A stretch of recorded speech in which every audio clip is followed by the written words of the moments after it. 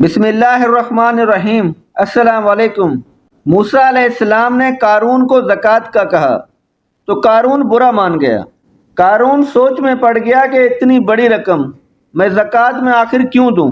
قارون نے زکوٰۃ سے بچنے کے لیے عورت کو پیسے دیے کہ تم موسیٰ علیہ السلام پر بدکاری کا الزام لگاؤ۔ موسیٰ ایک مجمع میں لوگوں سے واعظ فرما رہے تھے کہ وہاں وہ عورت بھی پہنچی۔ موسیٰ علیہ السلام سے مجمع میں ایک پوچھنے والے نے پوچھا کہ جو انسان کسی عورت سے زنا کرے اس کی کیا سزا ہے؟ موسیٰ علیہ السلام نے فرمایا اگر وہ انسان شادی شدہ ہے تو اس کو پتھر مار مار کر قتل کیا جائے۔ اس نے کہا یہ عورت کچھ کہنا چاہتی ہے۔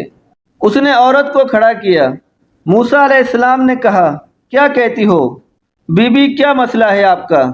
اس عورت کی نظر پڑی نور نبوت پر تو اس نے کہا میں کچھ نہیں کہتی، قارون نے مجھے پیسے دیے تھے کہ آپ پر بدکاری کا الزام لگاؤں۔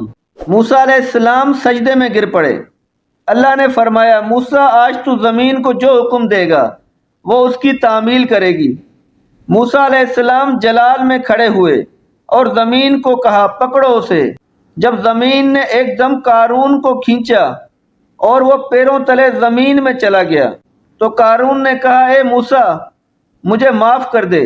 موسیٰ علیہ السلام نے کہا اس کو اور پکڑو کہ زمین نے اس کو مزید کھینچا اور پیٹ تک چلا گیا۔ قارون نے چیخ کر کہا کہ موسیٰ مجھے معاف کر دو۔ موسیٰ علیہ السلام نے فرمایا اور پکڑو، اور پھر زمین نے اس کو پورا کھینچ لیا۔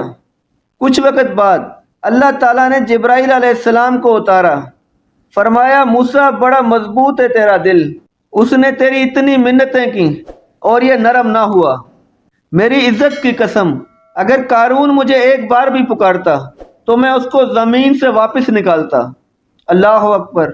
جو قارون کو معاف کرنے کے لیے تیار ہے پھر ہم تو اس کے محبوب کی امت ہیں، کیا وہ ہمیں معاف نہ کرے گا؟ لیکن ہم بھی اس کو پکاریں اور اپنے گناہوں کی معافی مانگیں تو تب نہ